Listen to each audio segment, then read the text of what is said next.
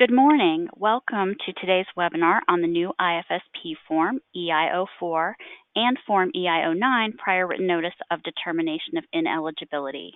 This is Lori Myers, and I am the EI Training Coordinator. We also have with us today our content expert, Tiffany Madden, who is an EI Program Consultant, and she will be answering the questions that you submitted in advance.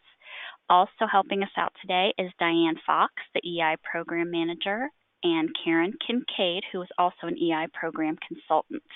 So this is our last Rockin' the Rules webinar. We really want to thank everybody for participating in the whole series.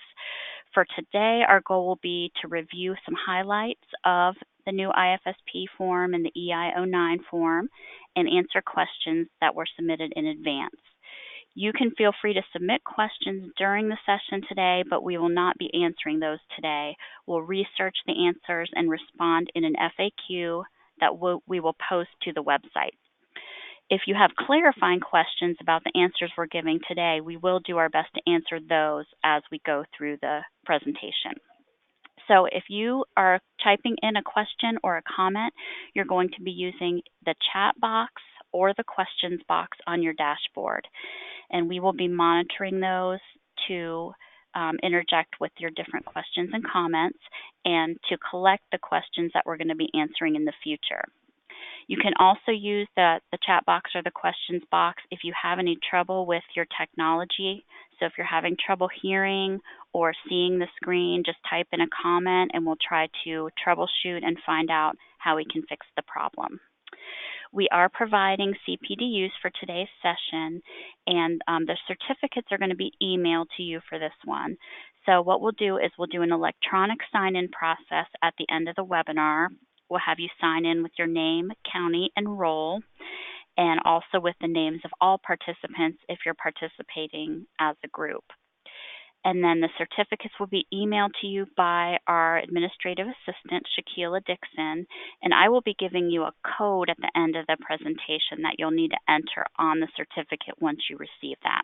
And I will also be repeating these instructions at the end, so if you missed anything or you're just logging in, don't worry about it. I will definitely be going over this again. Wanted to mention we've also included a handout of the PowerPoint slides, and that is in the handout section of your dashboard. So if you'd like to use those to follow along, or if you just want to have them as a reference for the future, those are in the handout section. They will also be posted to the website, so if for some reason you can't access them today, we will be posting those as well. All right, so before we start looking at the forms, we just wanted to mention a couple things about other resources that you may find helpful. We are adding a lot of resources to our website under our new tile EI Rules 2019. So you're going to find things like the courses that we have available on My Learning. You can find recordings of these facilitated webinars along with PDFs of the PowerPoint slides. We do have, as one of the courses, we do have an IFSP training course, and that one walks you through the form step by step. So if you feel you're in need of more training, please access that. There's also a course on all of the other forms besides the IFSP. You can also find the rules themselves, other guidance documents, and the FAQs from these webinars. And in a few minutes, Diane's going to share some information about other resources that will help with the IFSP process. So at this point, I'm going to go ahead and turn things over to Diane. Thank you, Lori, and good morning. I wanted to do a brief review to share some key points about the IFSP. So the Individualized Family Service Plan, or IFSP, is a written plan for providing early intervention services to an infant or toddler with a disability and to the child's family. Beginning July 1st, 2019, this form will be EI-04. And Form EI-04 must be used to document the requirements found in Ohio Administrative Code. So our new rule, 5123-10-02, as well as appendices A, B, and C. EI-04 goes into effect July 1st, 2019, and the form will be available on the Early Intervention website. We received a couple questions about timelines for using the new IFSP form. So one of the questions is, when do IFSPs currently in play need to be transferred over to the new IFSP form? So a family has an IFSP on the old form. Would it be at the naturally occurring IFSP review or annual? So our response is, typically you would use the new form beginning July 1st, 2019 for any initial IFSPs. And then for families who have an IFSP on the old form, then you would use the new form at the naturally occurring annual IFSP. So that really was a number one question that we received, was when. So another scenario was if a child is referred, evaluated, and assessed in June of 2019, and the IFSP is scheduled on or after July 1st, 2019. Do we use the new IFSP form or the old one? Our response is, if a child is referred prior to July 1st and you've started filling out the old form, you can continue on that form, so on the previous. You don't have to switch over to the new form. The same would be for periodic reviews. You would continue to use the old form until the naturally occurring annual IFSP. So I'll let that sink in, because that we received a lot of questions related to that.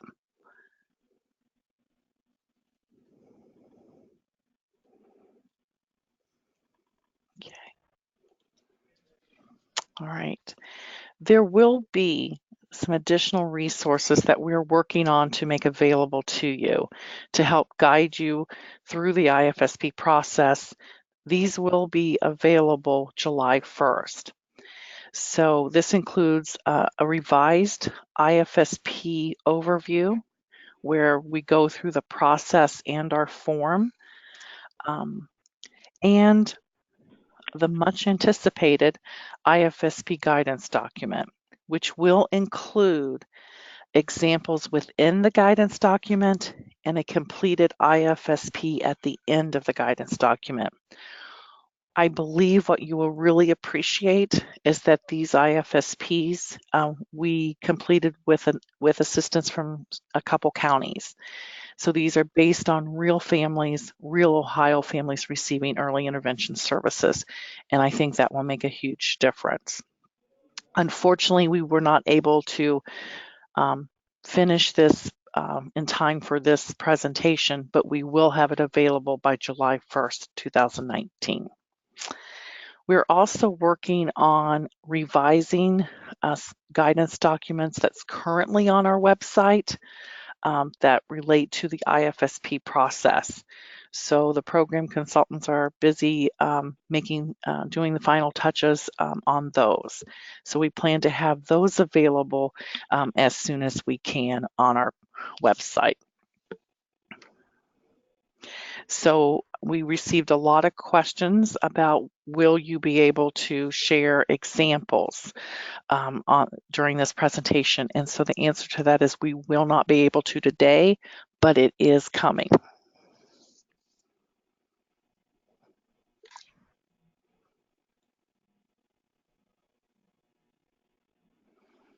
Okay. So no questions, Karen? Lori? Karen and Lori are in the background monitoring the... No, we're good right now. We're good. All right. So I wanted to share a little bit about the IFSP and the process, and just kind of some foundational information so that when we're talking about the IFSP and the process, we're thinking about the same thing. So the initial IFSP and any subsequent periodic reviews prior to the annual IFSPs are documented on the family's IFSP. So the initial IFSP is the very first IFSP that the family has. When changes are made to the IFSP during a periodic review, the parent and other IFSP team members are given a copy of the changed pages. For example, if changes are made to the demographic page, the parents and IFSP team members are given a new demographic page that captures the updated information. So this is new. Crossing out information and adding updated information is no longer permitted. So we want a nice clean copy for our providers and for the family. For smaller errors, so errors that do not take away from the content or intent of the IFSP, such as typos or inverted dates, corrections are made on a clean page with explanation to the family and providers. Keep the corrected version in the child's record. Document everything, such as error found or error corrected, in case notes. At an annual review, a new copy of the IFSP form is completed. So we'll make sure. So we have a situation where there's changes made to the IFSP. So all changes and or corrections are corrected or changed on a new page. We're no longer crossing out and making those changes. Okay. Di, can I jump in? It's Tiffany. Sure. Yes. I'm thinking we should clarify where that updated page should be kept.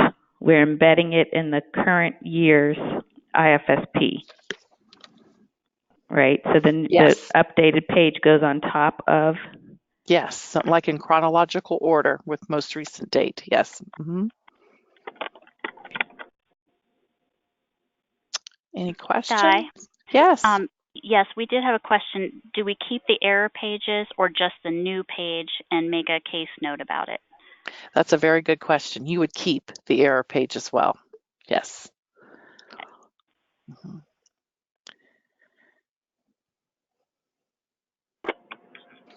Okay. I'll move on. Thank you. Be concise when documenting information on the IFSP. When it's not possible to provide all relevant information within the allotted space, this is something new.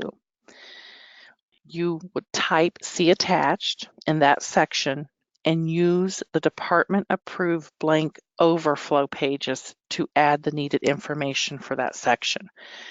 So we've developed an overflow page for situations where the section is not large enough to summarize the information needed. So you would type "See attached" and then put the information on the overflow page. Be sure to include the EIDS number and the IFSP section referenced on the overflow page. Okay, so this is new, an overflow page. All right. So we did receive a number of questions about Forms EI 04 and 09. So we're now going to go through section by section and answer those questions that we've received. As Lori mentioned before, if you didn't ask a question or didn't send in your question on time, but you now have a question as a result of perhaps participating in the course or participating in this webinar, go ahead and submit your question and we'll answer it in the FAQs. And if you have a clarifying question, go ahead and type that question in and we will do our best to answer them. Lori, We have a couple clarifying questions about the overflow page. Okay. Where it would be located in the IFSP and an example of when you would use it. Okay, sure. So it will be located on our website, and part of the form, it will not be part of the form binder. So that's why you will have to put the EIDS and that information on the form. So, for example, in the assessment section, you may, or evaluation assessment too, you may have a lot of information that you want to put in that section in the summary. And so there's only so many characters that each space is allowed. So if you are going over those characters, in other words, you'll see a plus sign. That means that when you print it, not all the information will be printed. Then you would need to copy and paste that onto the overflow page. So any section where you are typing information that will not fit in that section, you can use the overflow page. Typically, I believe it'll be probably section 3, the evaluation and assessment section. Tiffany, do you have anything to add? No, just to reiterate that try to be as concise as you can in each section so that we're not having to use the overflow pages very often.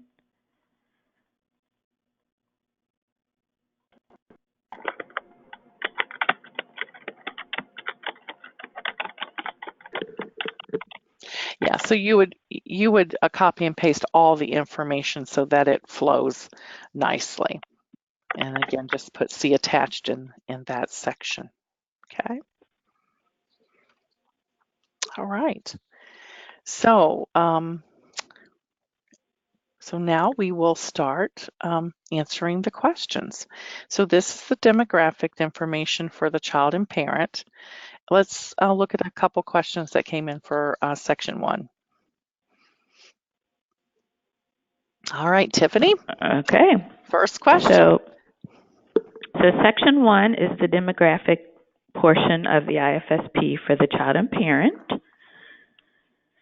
And we received a question about the race and ethnicity field. There are some situations where families, one parent may identify the child one way and the other parent may identify with another ethnicity. And when both of those ethnicities are in our drop-down, service coordinators are asking, which do we choose? Do you keep it general or be as specific as possible? Also, under race, people will identify as Hispanic or Latino. We have been identifying this group as other since what the family identifies is not an option. So our response is that EI service coordinators need to choose whichever federal category best matches the child. So this may entail a discussion with the family, or it may be based on the service coordinator's observations. But the reason that race and ethnicity are included within the IFSP is for federal reporting requirements. So we are interested in obtaining the information that matches the federal options, and those options are outlined in EIDS. So the options to choose in EIDS are the same as the federal options.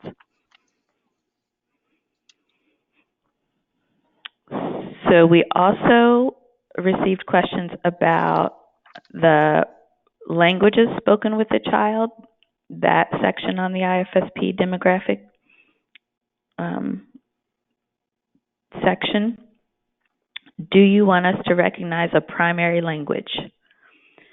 And our response is to record all languages spoken in the home on the form, and then EIDS will ask for a primary language.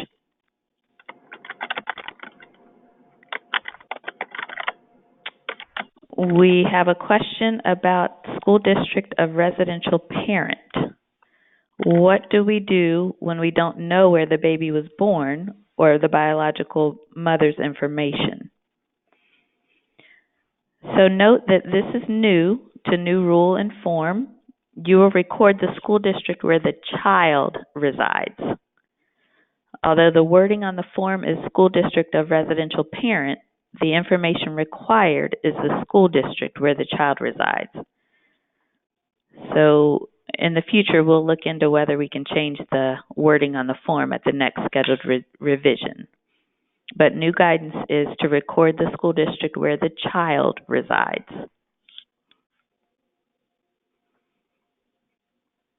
Do we have any clarifying questions that we can take care of now?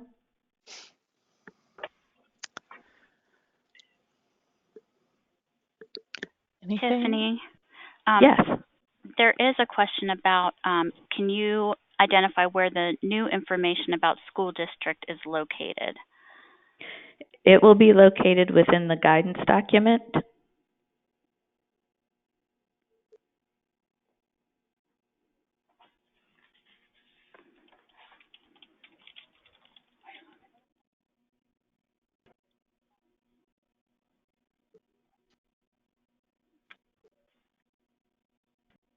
Is that We're getting a couple other questions about, I'm not sure if we want to answer them now, but so there's one, even if there's a court order identifying a responsible school district that is different than where the child resides, we will still use the school district in which the child resides on the IFSP. Is that correct?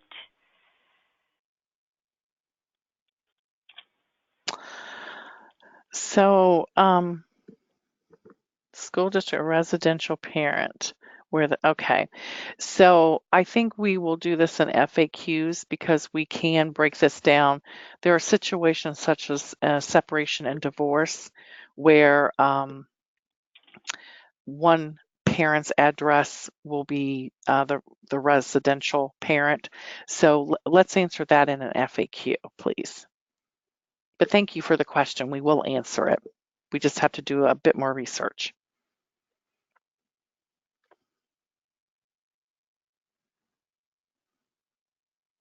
Because this question really is about when we don't know where the baby was born or the biological parent's information. So there'll be some other circumstances as well. Okay. And okay. I think we do have some questions about ODE, and I think those will probably be answered in the FAQ. Is that correct? Yeah, if we can, or we'll send them to ODE to answer. Yes. Okay.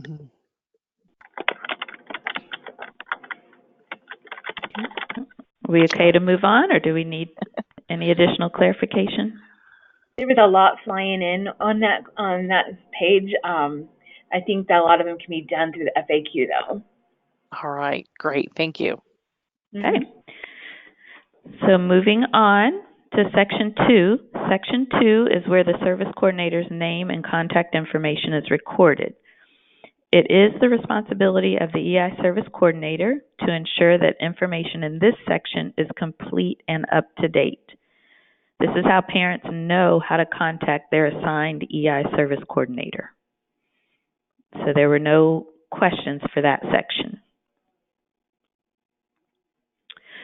Right underneath Section 2, we have, it's at the bottom of page 1, there are spaces for several important dates, and these dates are recorded on the IFSP form so that the EI service coordinator and parent can track and plan for these dates. The EI service coordinator is responsible for determining and recording the due dates, as well as ensuring adherence to the mandated timelines. You can see those on the screen. There's a space for TRS, the periodic six-month review, and the transition planning conference.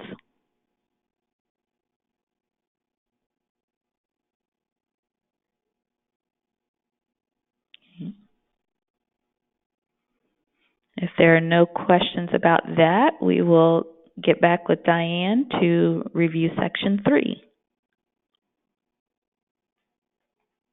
Thank you. Oh, what a cute picture.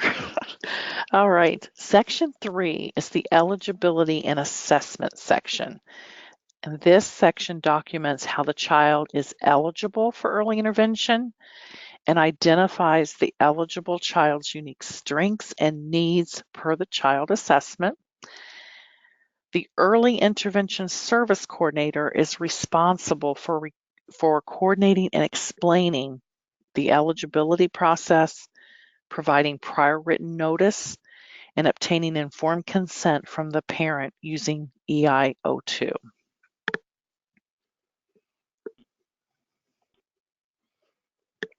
The Early Intervention Service Coordinator documents sections 3A and 3D.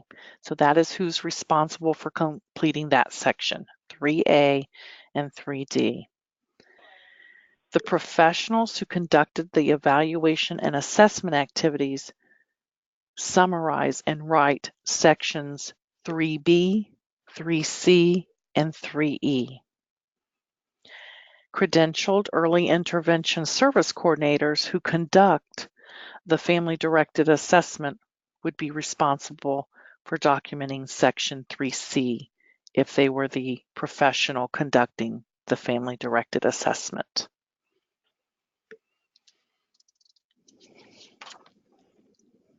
Any questions about that?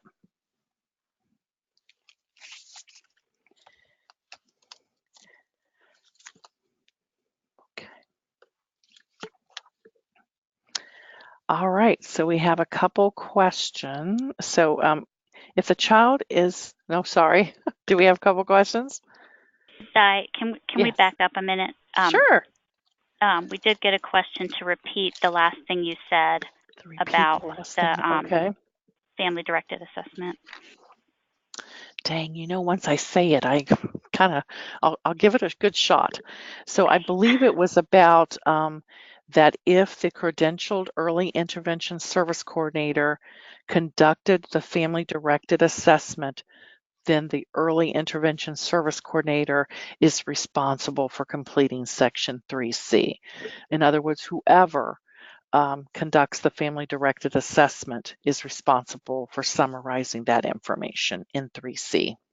Okay, thank you. Did I say it similarly? I think so. Okay, good. All right, ineligibility. If a child is found not eligible, do not complete section 3. Instead, the evaluation team will complete Form EI-09, prior written notice of determination of ineligibility. And the service coordinator will complete Form EI-10, prior written notice of exiting, and provide copies of both to the parents. We will talk more about EI-09 in a few minutes. So, Tiffany, we did receive a couple questions about Section 3. Are you ready to take those questions? Absolutely. Okay. So, the question 1, the first box should be checked. So this is kind of a statement and they're asking if this is correct or not. The first box should be checked for children qualified through evaluation and ICO, and the second for diagnosis on or not on the list. Is this correct? And the answer is correct. Only one or the other will be completed. Okay, we got a few more. So the next question is, the next few questions are about the family-directed assessment section 3C. So family concerns, priorities, and what we would like the EI team to help us most with could get repetitive. We would like to know if that is acceptable and examples of what should go in each box. So there may be some overlap in these areas, but using a tool that goes beyond a list of family routines or a family schedule will result in rich information about concerns, priorities, and what the family wants help with from the team. The RBI and help used with the ECO map are approved by the department as family-directed assessment tools. If you are using a county-developed tool, you must submit it to the department for approval by December of 2019. We will have an example of this section completed in the guidance document, as well as additional information about what should be documented in each section of 3C. We're also working. Yes. Sorry, I got a report that when you're speaking, they're having trouble hearing you. I don't know if you can get closer to the microphone, maybe, or I can turn it up. I turned it down oh, okay. because I got a message saying it was too loud. Oh, too loud. Okay. So I turned it down. Thank you. Like the three bears. Yeah. Hopefully this is better. All right. Okay. All right. Next question. For family priorities, is this for EI and non-EI services or just services not provided by early intervention? So this is referencing anything learned through the FDA process and interview. Mm-hmm. Anything learned through this process. Okay. Ready for the next one? I am. Could we have examples of what would go in the other information? Can this be left blank if the family states they have nothing to add? So general guidance is that if a section is not applicable, meaning the family has nothing else to add, you would fill in A. And that goes for the entire EIO4. Okay, so all the questions we received about section 3C. So are you ready to move on to 3E? I am ready, unless we have some clarifying questions to answer.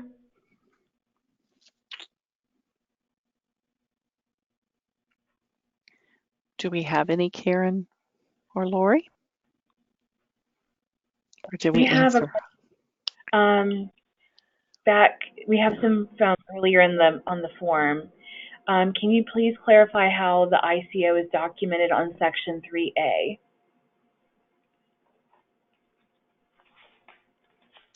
Okay. I think we may have to do that one via FAQ. I think it'll make more sense. We will make sure to answer that question. Just remember that ICO is part of the evaluation process. So we will make sure we address this in guidance, and we are also revising we currently have a guidance document about ICO. We will be revising that as well. So just give us some time to answer that question.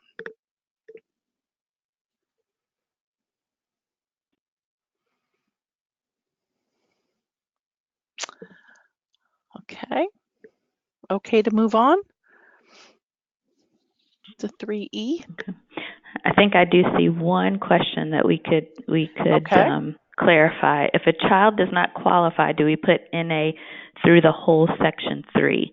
So if a child is determined ineligible, instead of completing an EIO4, the evaluation assessment team, along with the service coordinator, will complete EIO9, determination of ineligibility. And the family will also receive the EI10, notice of exit.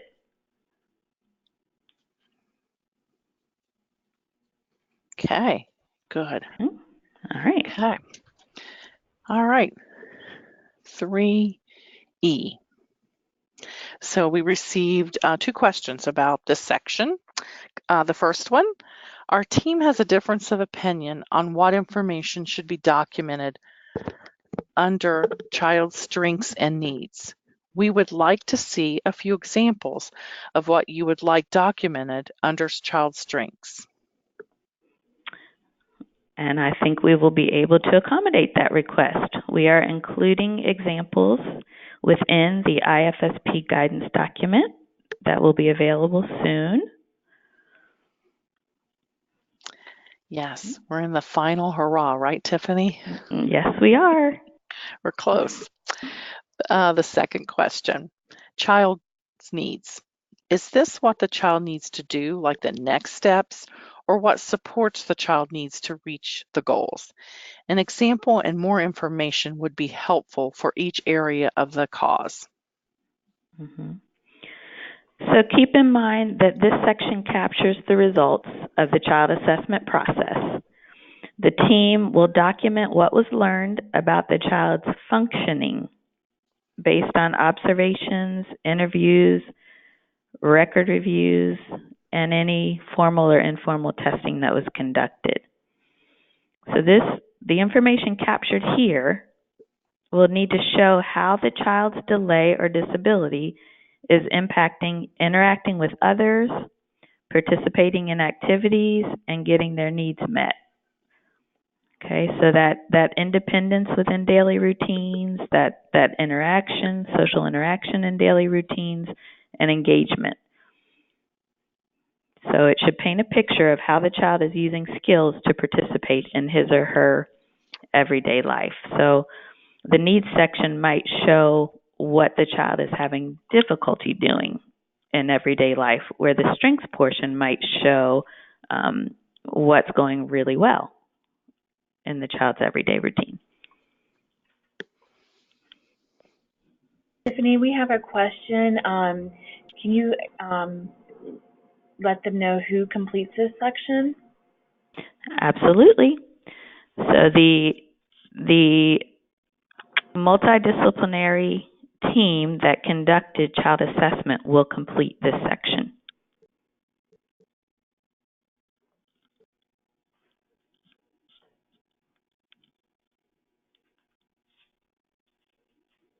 Okay, and we will have examples embedded throughout the guidance document, as well as a fully completed IFSP at the end of the guidance document.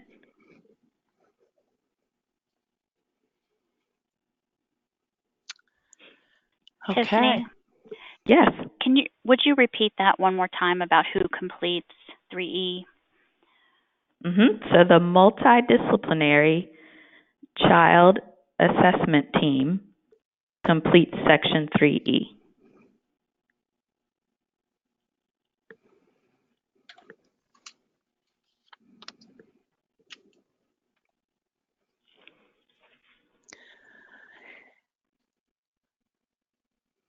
Okay, I think it's time. Go ahead. About the parents' participation in that section.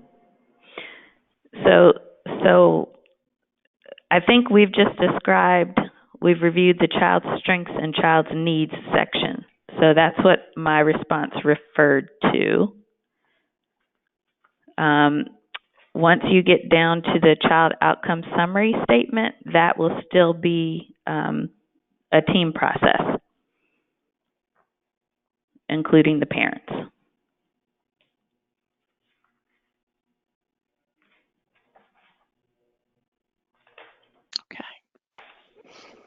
All right. And we're gonna get to that later on in this presentation, so just hang on.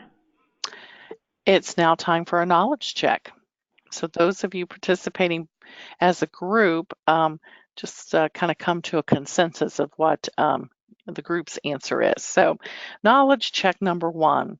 What sections of the IFSP would a team complete if the child is not eligible for early intervention? What section or sections of the IFSP, the new one, EIO4 or EIO9, would the team complete if the child is not eligible? Go ahead and type in your answers.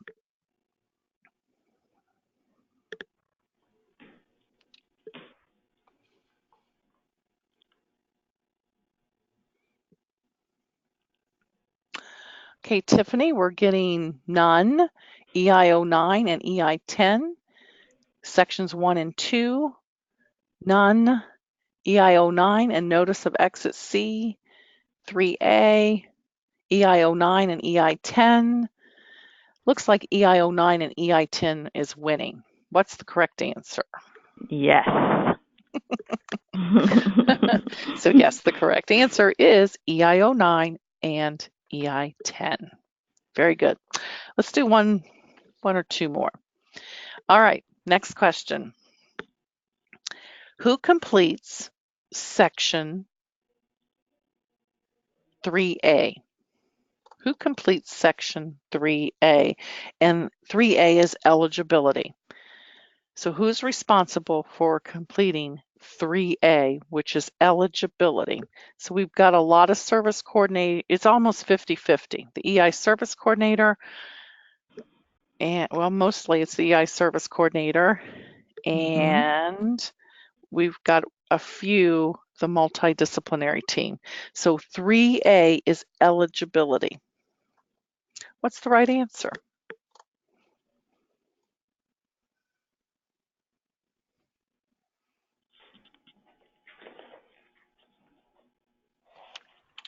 Tiffany? The right answer is the service coordinator. The service coordinator is responsible for completing section 3A that summarizes how a child is found eligible for early intervention. Very good. I like some people change their mind and they say, hey, I changed my mind. Okay, good. One last one. Who is responsible for summarizing the child assessment, which is 3E? Who is responsible for summarizing 3E, the child assessment? Oh, okay. Well, there is only one clear answer, Tiffany. Is it right? The multidisciplinary team. Yay! Yep. Yay! You All got right. it. Good job, guys. All right. We'll move forward. All right. So we are on section we're now at EI09. It's a brand new form. So, okay. So EI09 is prior written notice of determination of ineligibility. So the child has been determined not to be eligible. This form only includes evaluation information and is only used when a child is evaluated and found not to be eligible. It's completed in the same way as Section 3B of the IFSP. We received 2 questions, Tiffany, about EI09. Are you ready for those? Yes. Okay.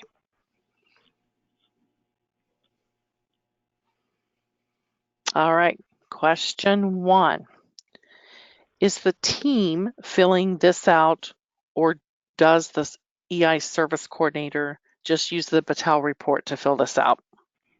It's a really good question. So the evaluation team, so that would be the multidisciplinary team that conducted the standardized evaluation using the Bailey or the Battelle. So that evaluation team completes the evaluation summary portion of Form EI09, as well as the ideas and suggestions box and the community supports and resources box.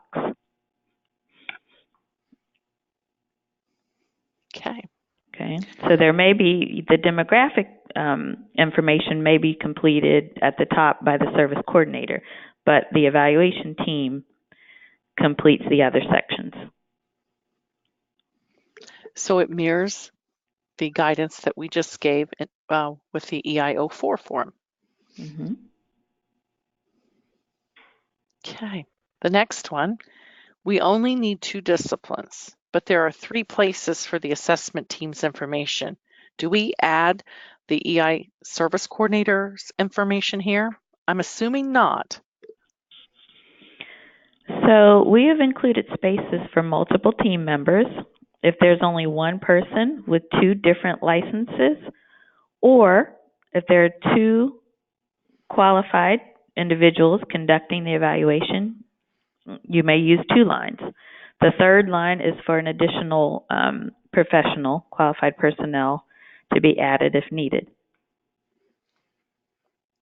Because there could be circumstances where an additional team member would be needed in order to make the determination of whether this child is eligible or not. And in this case, the team decided the child is not eligible. Okay. Tiffany? Yes. We have a couple clarifying type questions. I think Karen answered one of them. So this one is, how long do we have to send EI-09 after the family is determined not eligible? That's another good question. I'm not recalling whether that's outlined in rule, so we may have to.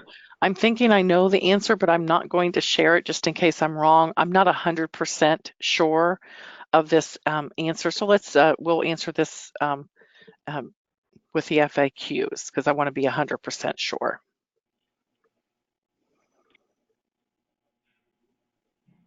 Okay, thank you. Thank you. It's a very good question.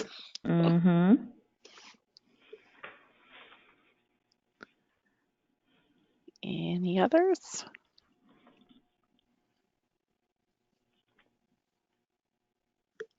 Okay. Okay. So the next section is at the bottom of, right after strengths and needs. We're going back to section 3E, and that's the child outcome summary statement. And that's where we're going to document the child outcome summary process. The EI service coordinator is responsible for facilitating a team discussion to determine the appropriate child outcome summary statement. Parent involvement and input for choosing the appropriate cause statement is critical. As the facilitator of this process, the EI service coordinator must be able to understand, explain, and answer any questions that the parent has. While the EI service coordinator is the facilitator of this process, the assessment team and the parents are coming to consensus regarding the determinations. This includes discussion about how a child's functioning compares to same-age peers. These statements assist the team over time in determining whether the EI program is meeting the child and family's needs and how well the child is developing and participating in activities at home and in the community. So keep in mind the cause statement decisions are determined at the initial IFSP, annual IFSP, and at exit. Cause statements are not required at exit when the child is deceased or the exit occurred due to loss of contact with the family or unable to reach the parent. We do have additional resources on Ohio EI website under the Providers tab if you need more information about the child outcome summary process. And I believe this is not quite section 4, so there's an error on our slide. This is still section 3E.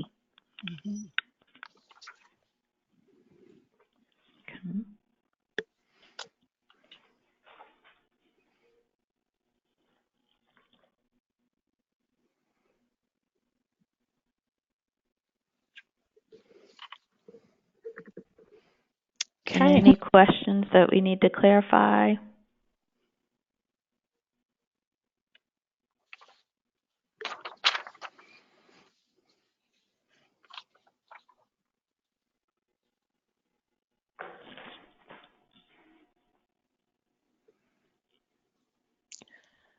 I don't think we received any ahead of time. So.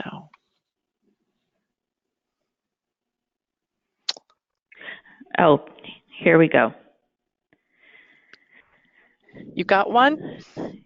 Yes. So under Oh, nope, that's section 4. I'm getting confused because Okay. we had one of our slides mislabeled. So Yes. Yeah, we've got quite a few questions for the next section. Well, let's see. Yeah.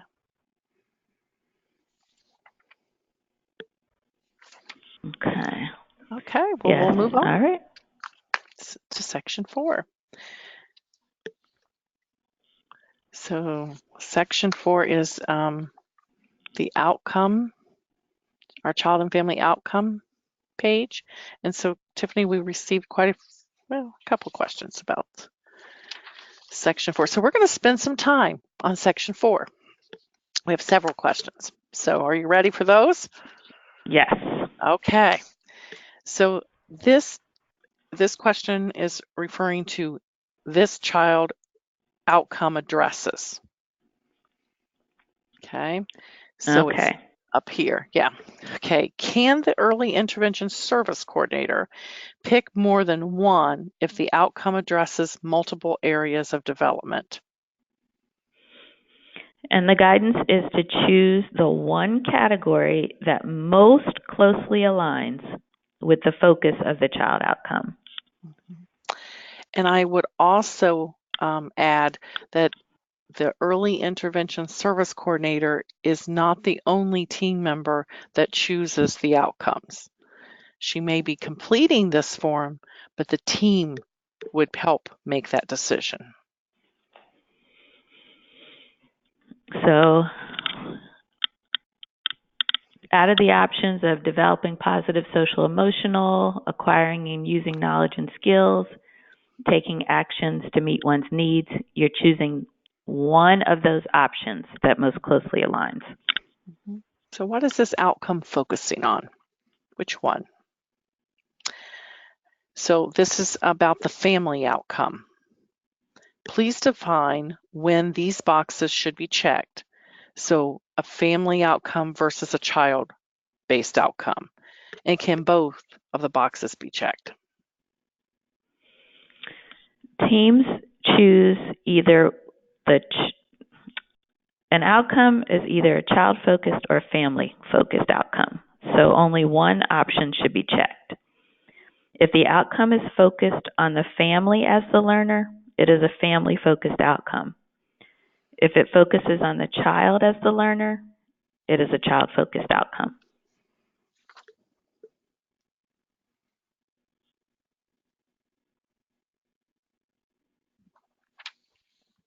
Tiffany?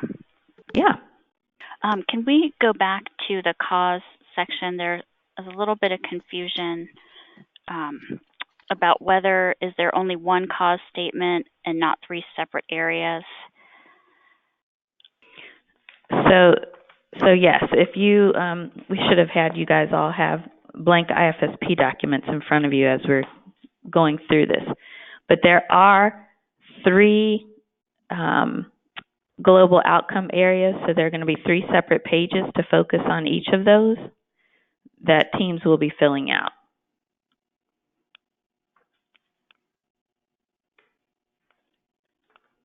I think if you take a look at your form, it will make more sense. Your EIO4. So yes, there's still 3 global outcomes, and we will be documenting in 3.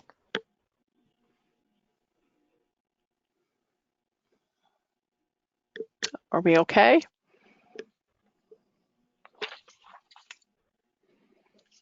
I think we're good. All right. Good. Oh, all right. Go Bucks. All right. So this, Tiffany, is under the what's happening now. We would like to see support and examples of how to keep this strength-based while showing what is truly happening in the families' lives. Mm-hmm.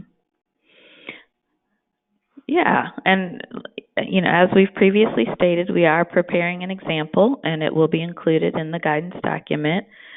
But I think just as the question implies, just stating the facts and explaining exactly how a child is participating or what is currently happening can keep that strengths-based.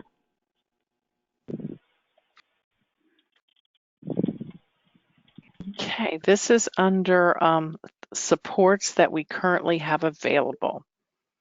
And this is more of a suggestion. A few well-written examples would be great for us to review and look back on.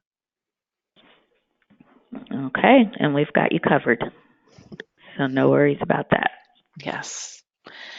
All right, the next one is about the grid.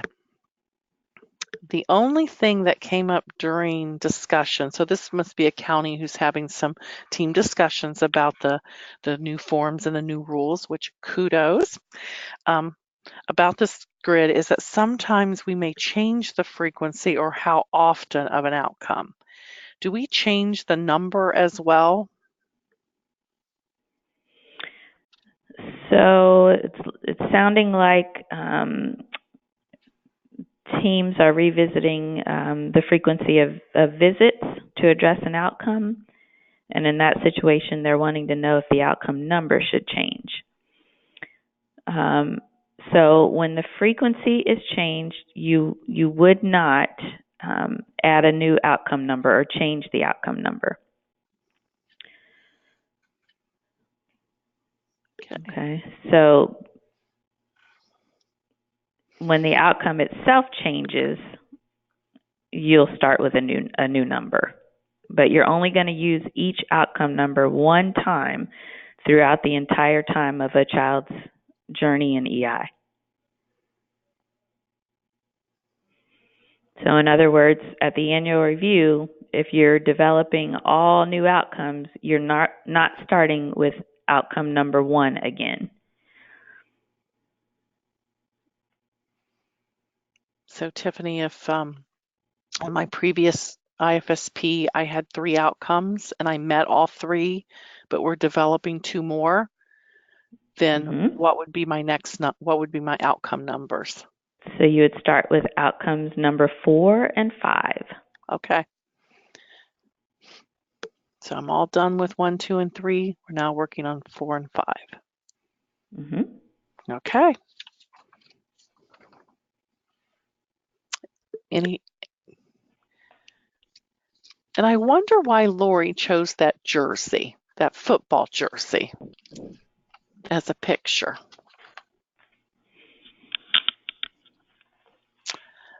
So one way to think about this is it's like a football player's jersey number being retired. So like Archie Griffith, his jersey number has been retired at OSU. No one else will be able to have his number.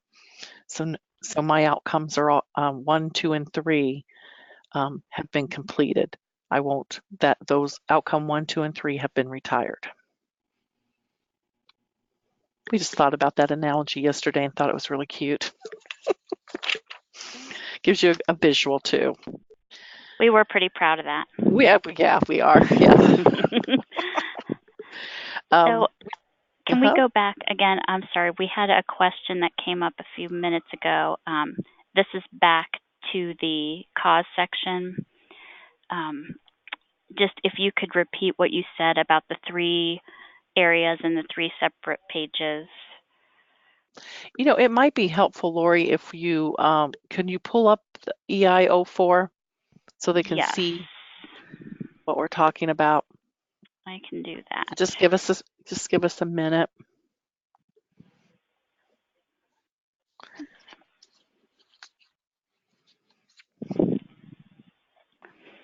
That way you'll have a visual. Yeah.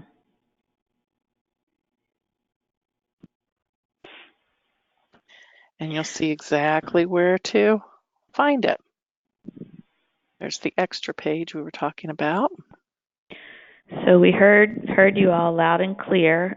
Many felt like on our current IFSP that the child assessment section and the cause section were redundant and you were writing the same information in both areas. So now what we've done is giving you teams the opportunity to document your child assessment summary. You're organizing it under the 3 global outcomes.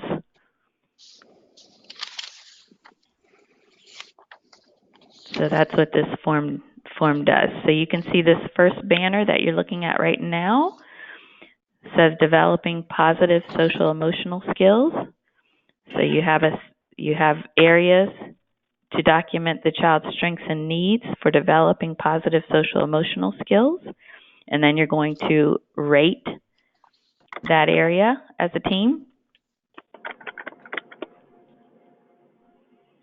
And then moving on, here's the second global outcome, acquiring and using knowledge and skills. You're going to document the child's strengths and needs in regards to that global outcome, and then you're going to give that one a rating. And then here's the third global outcome, using appropriate action. So you will document the child's strengths and needs related to using action to meet one's needs. And I believe our guidance is the same as before. The multidisciplinary assessment team can, because this is considered the assessment report, you can have information documented in those child strengths and needs boxes prior to the IFSP meeting. But you're not choosing the child outcome statement until you get to the meeting and can have the conversation with the entire team, including the parent.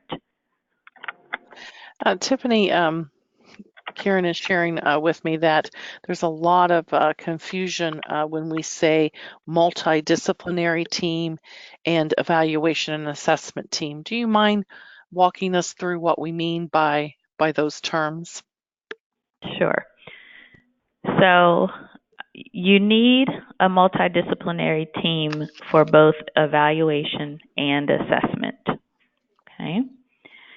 Evaluation refers to the process of administering the standardized tool, and then within Ohio, that's the Bailey or Battelle, to determine eligibility, in addition to using your informed clinical opinion, record reviews, observation. But that's what establishes eligibility for some children. So when evaluations are conducted, you need a multidisciplinary evaluation team. And what that team consists of is at least 2 disciplines, 2 separate different disciplines. Individuals who are considered qualified personnel via our rule need to participate in evaluation. We do have the option in our rule, if one individual holds licensure in more than one area, then one individual can conduct evaluation. So for example, Tiffany, if I'm a service coordinator and I'm coordinating eligibility for a child, I may reach out to Tiffany because she's a speech language pathologist. She has a license, and then she's also a credentialed developmental specialist. So if the team feels that Tiffany, who has that dual licensure, meets highly qualified personnel, so she's qualified to conduct the evaluation and assessment, then she may be the only person or professional I need, but she represents multiple disciplines. She represents speech and the EI. Okay. So the same goes for child assessment. Our rule requires that, and federal regs require that a multidisciplinary team conduct child assessment. So it's the evaluation and assessment team really refer to those two activities that need to take place. Evaluation determines whether the child's eligible or not. The assessment is for program planning purposes. Both of those activities must be conducted by a multidisciplinary team. Yes. Which makes sense. Yep. And we go back and forth because not all children. Some children come through needing eligibility established via that Bailey and Battelle, but there are some situations, children who have medical diagnoses that make them eligible, the teams move straight into assessment. So that's why we were sometimes just using multidisciplinary assessment team.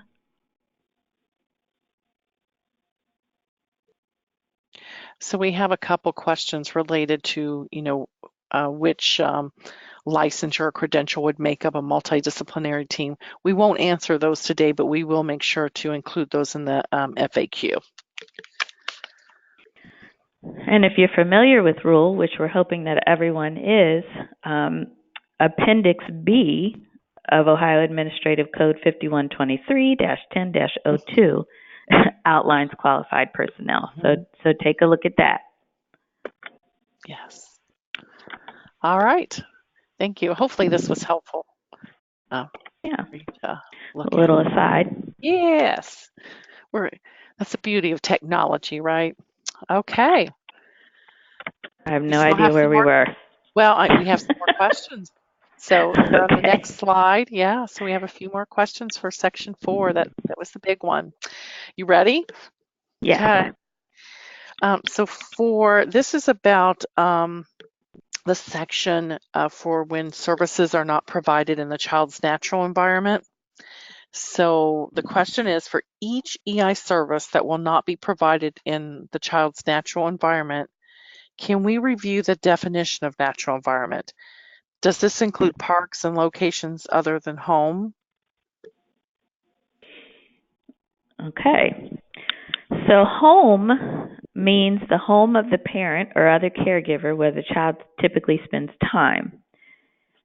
And then community captures other natural environments where typically developing infants and toddlers spend time.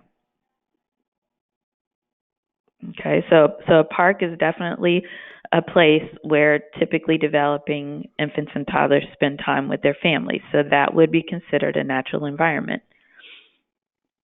Target, natural environment. Walmart, zoo, even daycare is a natural environment. That's where children who are typically developing spend time. Okay. So any EI, this one is related to any EI service that is needed but not yet coordinated. So services listed here, and this is a statement, and she's asking whether it's true or false. Services listed here should only go on the grid after the service coordinator and the provider has been identified. Is this correct? Correct. Services are not placed on the grid until it can be filled out completely.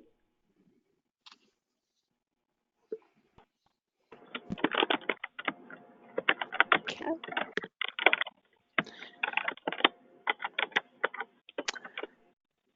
Are we able to move on? Because I believe that's all the questions we have for section 4.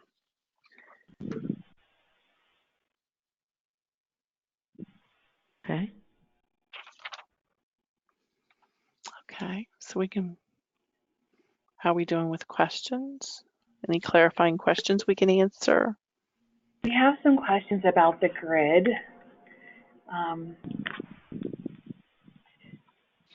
How changes happen on the grid, if it's one per outcome. Okay.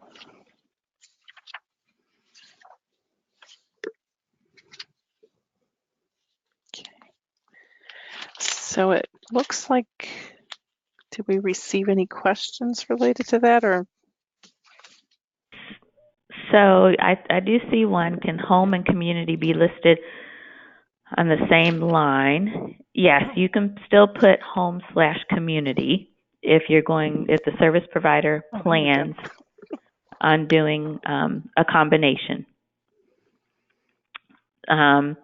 Obviously, if services are going to be offered in an environment that's not a natural environment, you would need a separate line, you would need to document other, and then you would need to complete the corresponding boxes underneath to explain what the plans are to move the service to a natural environment. But home/community is okay to put on one line. I think a lot of these are going to be explained in the guidance document. Yes, when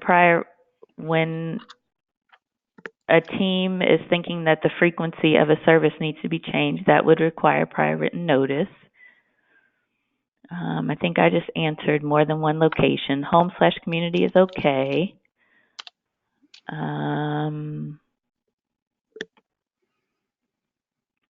The EIDS question we'll have to get back to. We'll have our data and monitoring team help us with that. We have a question about how do you address the date on the outcome page that it was written? The date on that. So we're going. So section 4.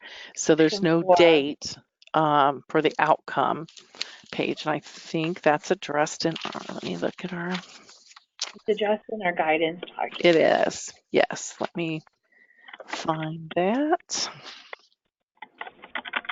Yeah. So I think the EIO4 form itself does not have a place to add the date at the top, but service coordinators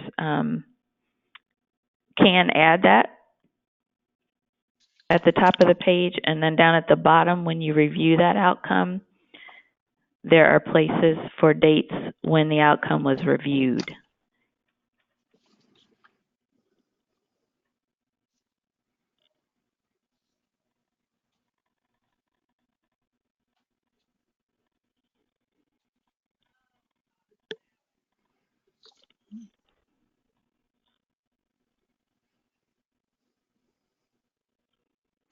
Yeah, and I think we'll make sure to address this in FAQs too. Okay. All right. So we've got a lot of questions about when will the forms be available and will they be fillable, those sort of things. So our last bi-weekly we shared, and I think the last Donuts with Dyer Rocking the Rules that I did, we shared that these forms will be in Adobe. So you will need the latest version to get the most out of these forms. And so they'll be put in what is called an Adobe binder. And we shared the directions of how to download the Adobe and also some additional resources related to Adobe. So you ideally would be able to have a binder for each child. So we'll have more information, or we've shared that information and we can share it again, but if you want it right away, that's where to find it in the last week's bi-weekly. So yes, they will be fillable. You can type or you can write them out.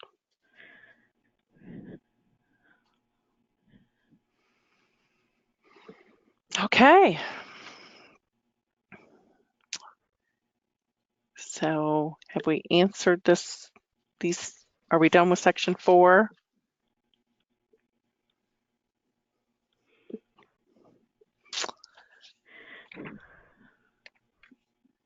There are a lot of questions, but I think in the interest of time, I think we can address them through the FAQs, and a lot of them will be answered via the guidance document. People are wanting particulars about how to fill out the grid in different scenarios. Oh, yes, yes. So if we can answer those in FAQs, we will. If not, your program consultant can reach out to you and walk you through how to complete the grid in certain circumstances. We really have to be careful giving statewide guidance on things that are so specific to a certain family or situation. So in those situations, use the resource that you have available, your EI program consultant, to help you navigate those unusual situations. So even we have a couple examples, but those exact outcomes, those exact strategies will not be applicable to every family because everything is individualized in early intervention. So just keep that in mind too. So our two examples really is individualized for these two situations because these situations are real. So section 5.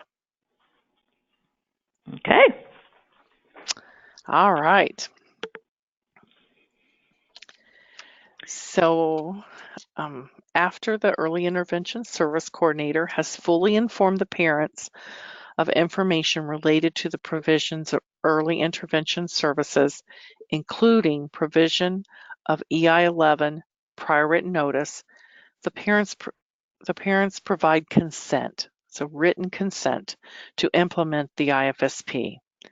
If the parents consent, they will print and sign their first and last names and indicate the date of consent. For periodic reviews, the date of the IFSP is the date the parent signs the IFSP. For example, if the IFSP is signed and dated by the parents on 2/15/19, the date of the periodic review is 2/15/19, and the date entered into EIDS as the date of the periodic review was held is 2/15/19 as well. Keep this in mind when scheduling reviews to ensure compliance with timelines. Complete a new Section 5 for every IFSP meeting and embed it into the document for the current IFSP year. A new EIO4 or IFSP is completed for annual IFSPs. Tiffany, we received one question for Section 5. And it's an awesome question. How do we fill out the signature page when the participants are participating via technology? I will just have to tell you, we spent a lot of time on this question, figuring this one out. So really appreciate you sending this ahead of time so we're able to share this answer with everyone. Okay, so the answer. The EI service coordinator or authorized representative of a provider may fill out all of the participant information. So that includes the name, the role, the agency, the participation method, and the date, except the signature for IFSP participants not present at the IFSP meeting. A signature is not required for participants who are not present and who will not be providing an EI service. When the IFSP meeting participants are providers who have agreed to provide an IFSP EI service, the IFSP will be sent to the provider for an electronic signature, or the provider may print the signature page, sign, and scan to return as quickly as possible to the EI service coordinator. As the EI service coordinator may receive multiple pages from multiple providers with signatures, the EISC will complete on the original IFSP in the signature column, signature on file. The EISC will maintain all signatures for the IFSP in the child's record. So once it's signed by the parents, an IFSP is a legal binding document.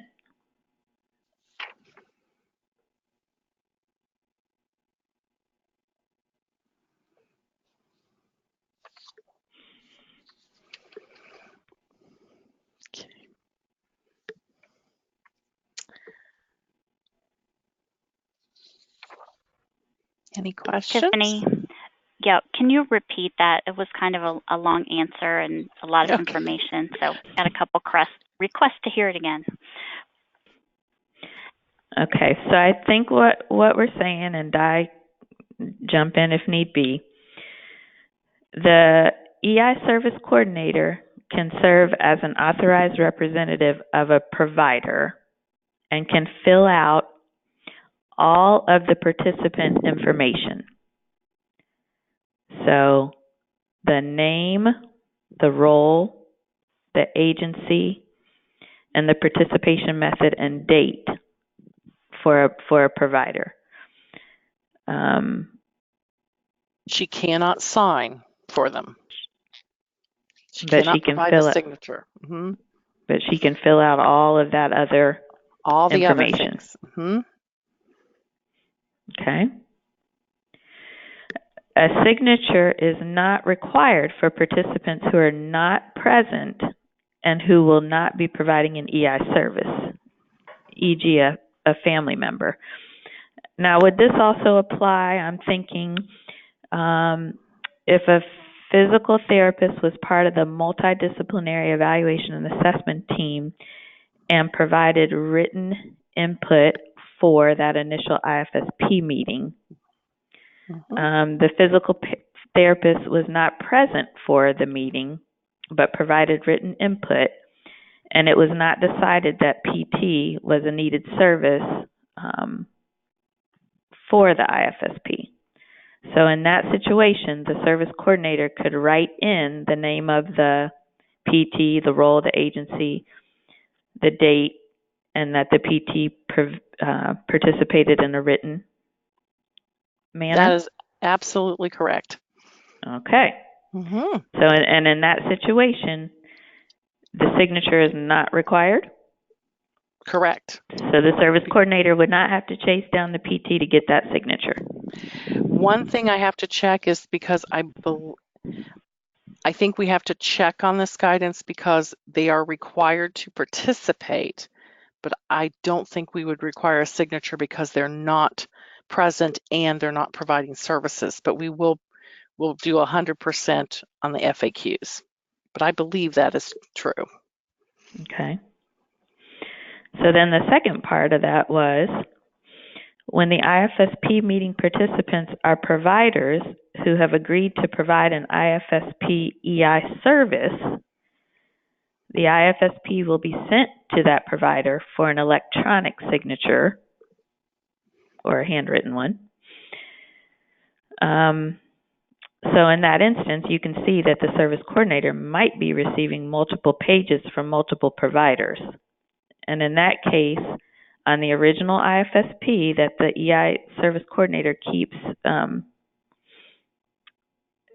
EI service coordinator will complete on the original IFSP in the signature column, signature on file for each service provider, and then maintain those separate signature pages in the child's records. So when you send out all of your copies of IFSPs, you're going to send out the page that says signature on file, and then you're going to keep the separate ones in the record. And Tiffany, I conferred with my partner in crime, Nathan, and confirmed our answer regarding the physical therapist who participated in the evaluation and assessment process, but is not present at the IFSP and will not be providing EI services. Their signature would not be required. Okay.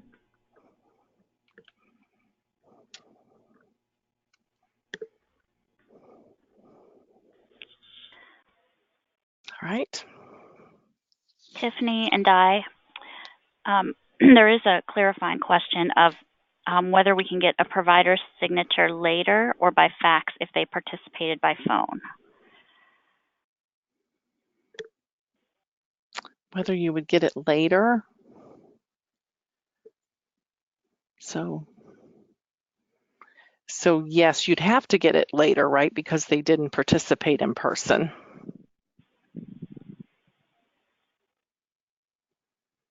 Right?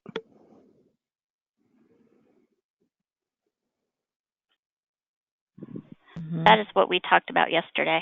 Mm-hmm. Yeah. And, you know, the TRS, so the service coordinator would want to still make sure that timely receipt of services is able to happen. So you'd want to get that signature as soon as possible. But you could get it via fax, via email, snail mail. And people are asking about the date, if it's received later. So because they participated, it would the date would be the date of the IFSP.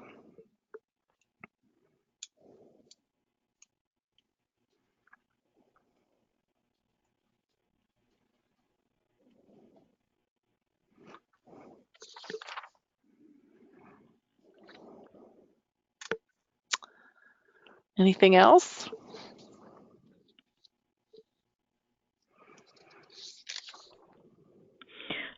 There was one question about what goes in the signature line in those instances when signatures are not required. So going back to the PT example. Yeah, so I'd put NA.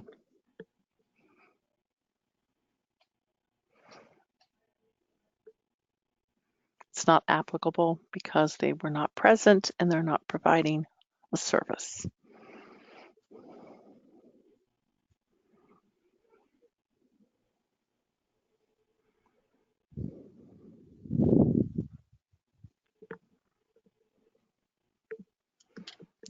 Good question. Still hanging with us.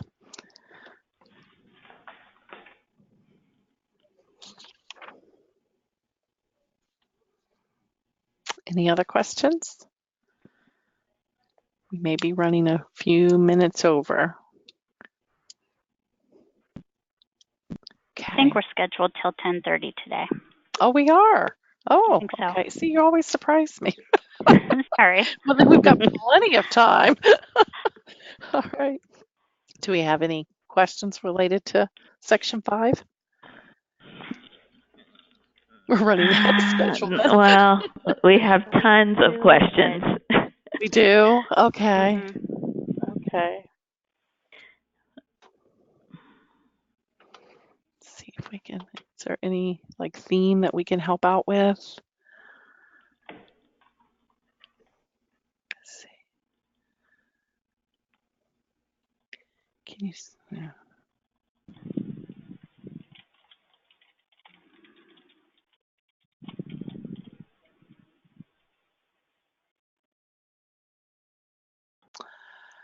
Oh.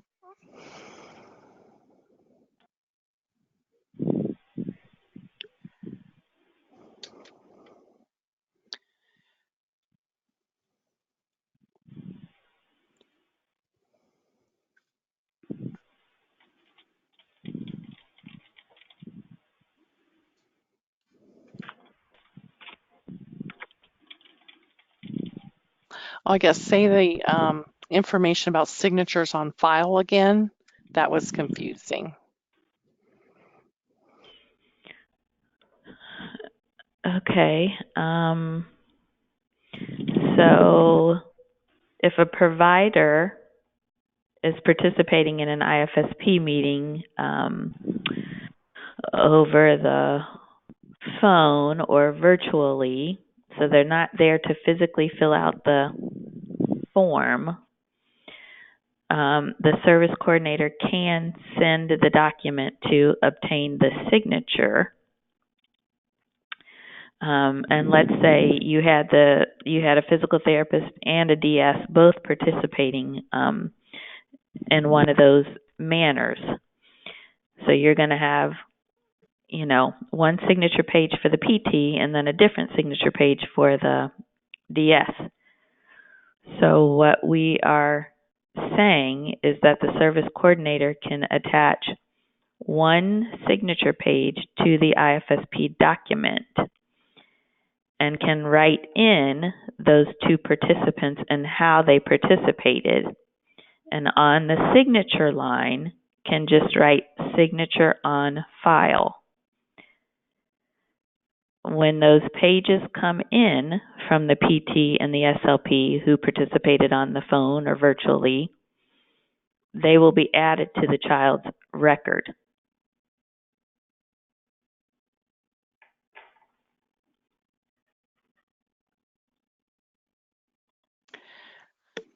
So here's one. Right now, if a provider participates via technology, the EI service coordinator writes their name and participation method and leaves a signature blank. Correct. Are you saying the provider still has to sign the IFSP later if they are not physically present at the IFSP? And I think you just answered that question, right? I think so. Mm-hmm. So Beth, I think we just answered that.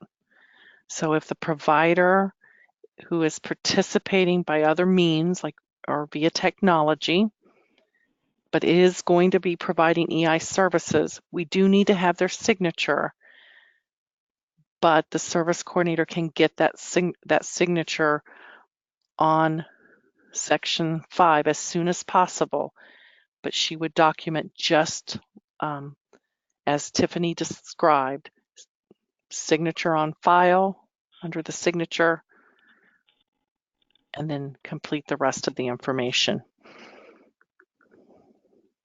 Name, role, agency, how they participated, and the date of the IFSP. Yes, okay, good. Got that one. I think we got it. All right. So here's one from Monique. We've been guided before that there should not be more than one signature page. Please clarify that we can have more than one page now.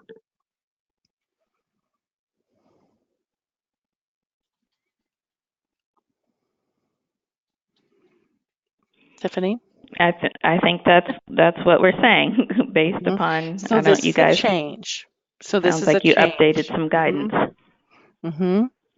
So this is a change from what our present practice to July 1st.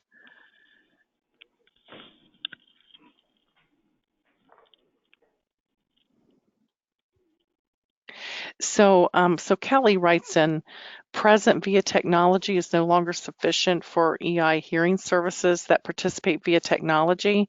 We now need to sign and send back to the service coordinator. So I think Tiffany, what she's asking is, can we still participate via technology, but now we have to sign the IFSP? I think is her question. Is that right? Yes. So Kelly, you can still participate via technology and you can participate on the IFSP meeting. So you can attend the IFSP meeting via technology, and you can provide services via technology. The only change is the service coordinators will now be asking for your signature, the IFSP. So you'll want to send that back to the service coordinator as soon as possible.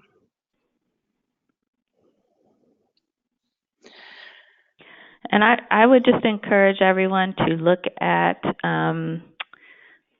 the Early Intervention Program Eligibility and Services Rule, and that is Rule 02,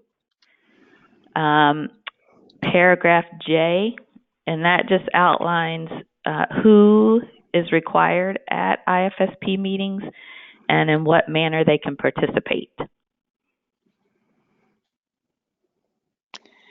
So here's one from Jenny. Do all secondary service providers need to sign if they didn't participate in the evaluation or the IFSP?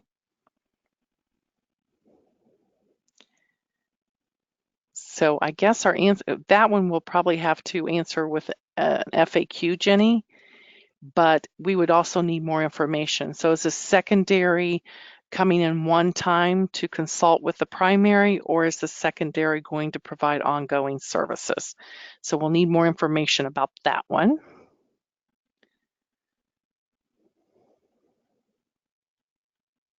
Did you see Cindy's question? I don't think so. Okay, it's one that we had talked about yesterday. She says, typically TRS starts from the day the signature is obtained. How will this work with multiple signature pages? So it'll be the same. So TRS is from the date the parent signs consent to implement the IFSP. So TRS will be the same. So 30 days from the date that service goes on the IFSP, we will need to provide the first service.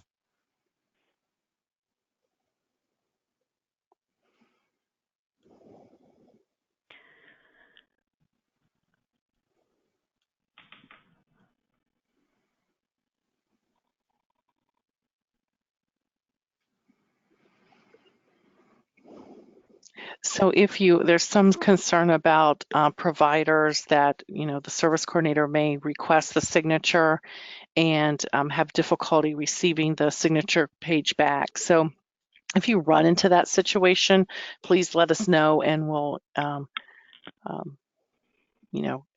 remind the provider that they need to provide this to you as soon as possible.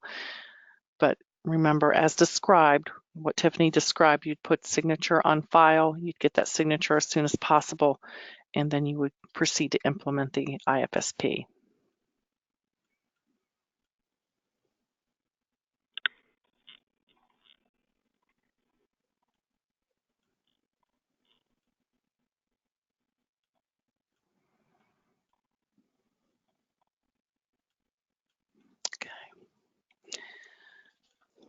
All right.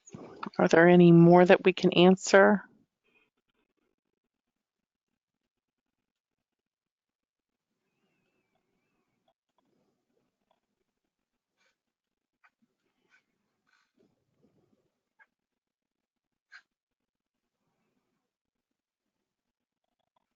So here's one, Holly, from Holly, Tiffany.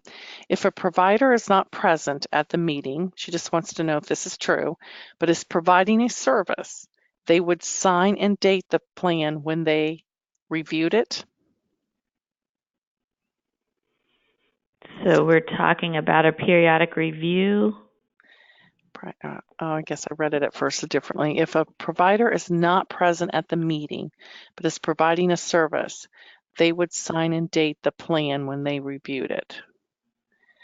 So we'll need some clarification. Are you referring to a periodic review in this situation where the provider participated by either a written report or technology, or I guess just give us more information about that one.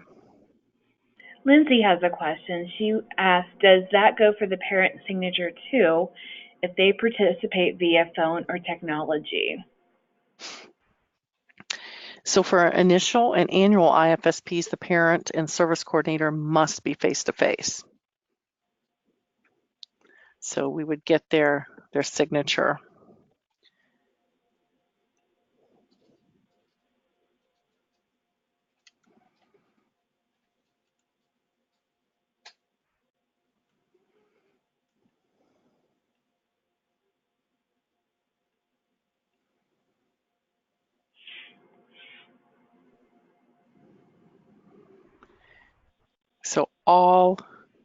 So any early intervention provider who participated in the IFSP and is providing EI services, we will need their signature on the IFSP.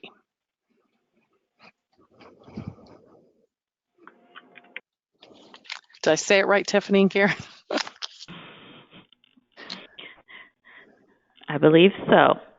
So if you are a EI service provider providing services that are listed on the IFSP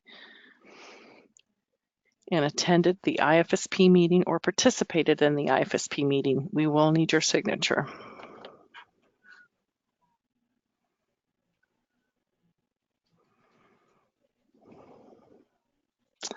So there's a lot of questions about what dates to use and that kind of thing. So when I read questions quickly, I read them one way, but really you wrote them another way. So I would really prefer to answer those via the FAQ.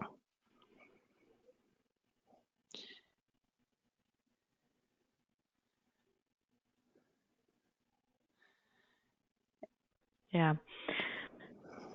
And the last question that popped up, must the service provider be present at the initial IFSP or the IFSP update?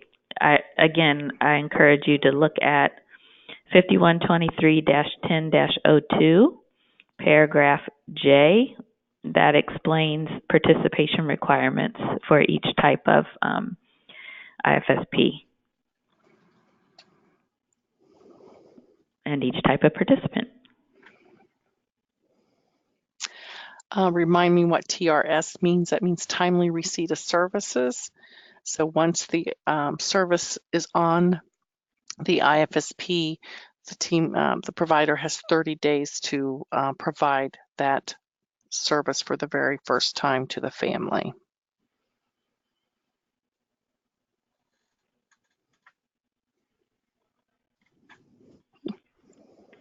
Okay. I think let Lori and Karen sift through some questions and see if we can take any more, and then we'll wrap it up.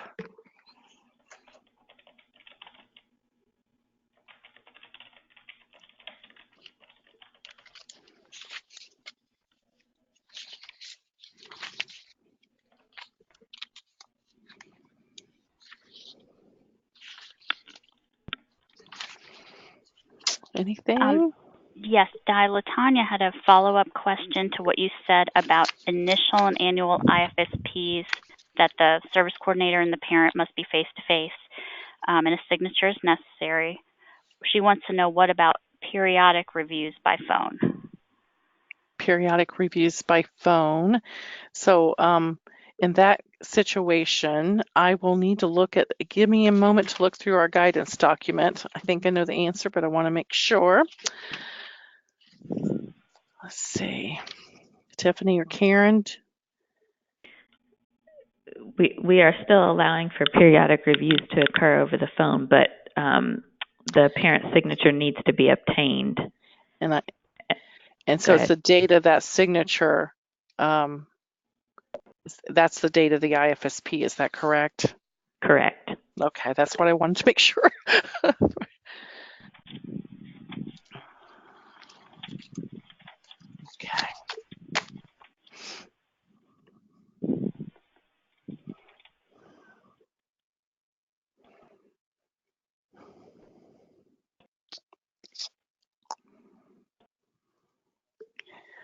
All right. Anything else?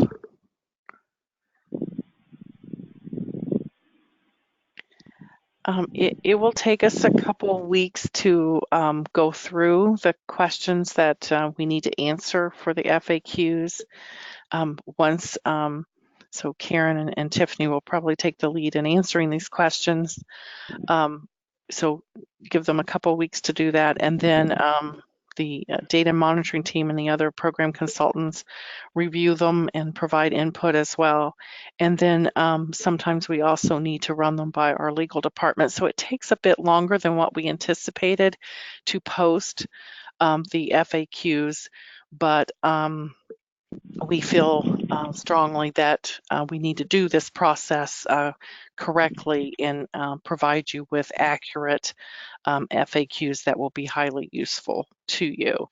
So it will take us several weeks to get these posted, but we will answer these questions. You may see your question like reformatted, or just for a statewide response, some revisions to it. And if you see that we've revised your question and didn't really answer your question, then contact your program consultant and we'll get an answer for you. All right, so let's just a couple reminders about the IFSP process. Just remember, a parent may decline EI services at any point. When a parent declines all services, the EI service coordinator documents the family's decision in case notes and provides the parent with Form EI-10, prior written notice of exiting, along with a copy of the EI Parents' Rights brochure. A parent may choose to accept some EI services and decline others. In this case, the EI-10, prior written notice of exiting, is not applicable, so you would not need to send that. Remember that once signed by the parents, an IFSP is a legal binding document. So I'll turn things over to Lori to wrap up and review the steps for obtaining your certificate for today. Thank you. And thanks to everyone for participating today. We really appreciate that, and we thank you for all of your questions. As Di mentioned, we will be working on those for the FAQ, and that's going to include the questions that were submitted beforehand too. So if you need to review something that we did answer today, those questions will also be on the FAQ. So keep your eyes open for those. We'll be getting those finished as quickly as we can, and they'll be posted on the website under the new tile, which is called Early Intervention Rules 2019, and that is on the providers page. And don't forget about the other resources that we have there, the forms course that you can take, the IFSP form course, and the recordings of our other rule webinars, along with handouts of the PowerPoint slides. So keep that in mind, that those are all on that same page under that new rules tile. All right, so now I'm going to review the certificate instructions. The certificates for today will be emailed to you by Shaquila Dixon. She is our administrative assistant. And after you print the certificate, you'll need to enter your name and the activation code. And I'll give you that code now. It's